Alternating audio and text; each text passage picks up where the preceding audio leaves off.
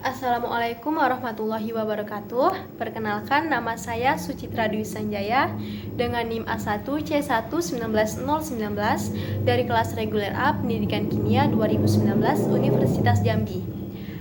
Baiklah, saya akan menjawab soal UTS nomor 5, yaitu soalnya berdasarkan soal nomor 4.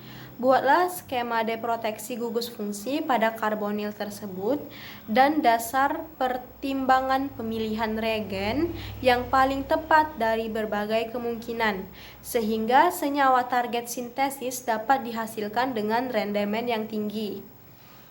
Nah, sebelumnya saya akan menjelaskan apa itu deproteksi. Nah, deproteksi itu adalah penghilangan atau reduksi gugus pelindung menjadi gugus fungsi awal yang dilindungi. Deproteksi adalah penghilangan yang menjadi gugus awal yang dilindungi tadi. Nah, dalam deproteksi ada pemilihan gugus pelindung, yaitu pertama, mudah dimasukkan dan dihilangkan. Yang kedua, tahan terhadap reagen yang akan menyerang gugus fungsional yang tidak terlindungi. Yang ketiga, stabil dan hanya bereaksi dengan pereaksi khusus untuk mengembalikan gugus fungsi aslinya.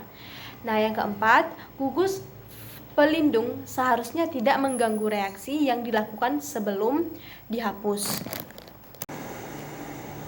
Kemudian, untuk melakukan ini tidak secara instan.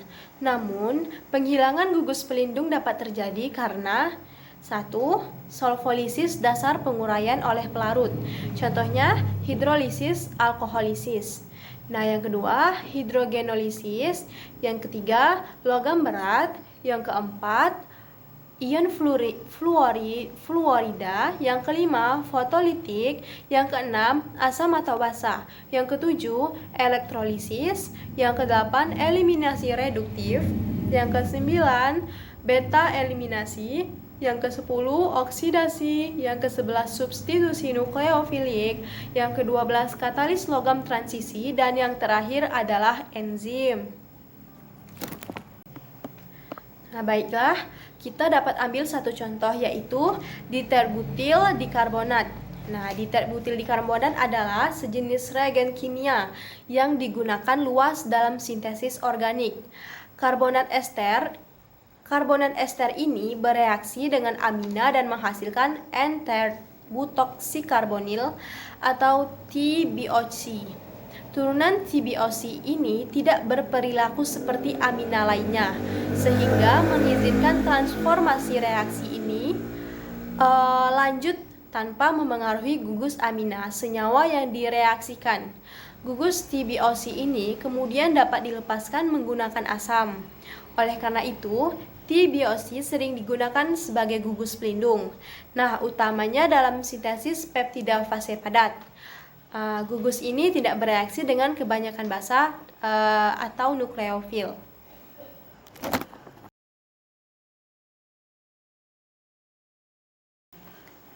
Nah, gugus BOC dapat diletakkan ke amina di bawah kondisi akuatik menggunakan diterbutil dikarbonat dengan keberadaan basa seperti natrium bikarbonat. Nah, proteksi amina dapat juga dilakukan dalam larutan asetonitril menggunakan 4-dimetilaminopiridina sebagai basa. Pelepasan TBOC dari asam amino dapat dilakukan menggunakan asam kuat seperti asam trifluoroasetat tanpa pelarut ataupun dengan pelarut diklorometana. Selain itu, pelepasan juga dapat dilakukan menggunakan asam klorida dalam metanol ataupun menggunakan K2CO3 atau metanol pada suhu kamar. Nah, bisa dilihat gambarnya pada sebelum ini. Baiklah, terima kasih. Itu saja yang dapat saya jawab pada soal nomor 5. Kurang lebihnya saya mohon maaf. Saya akhiri. Wassalamualaikum warahmatullahi wabarakatuh.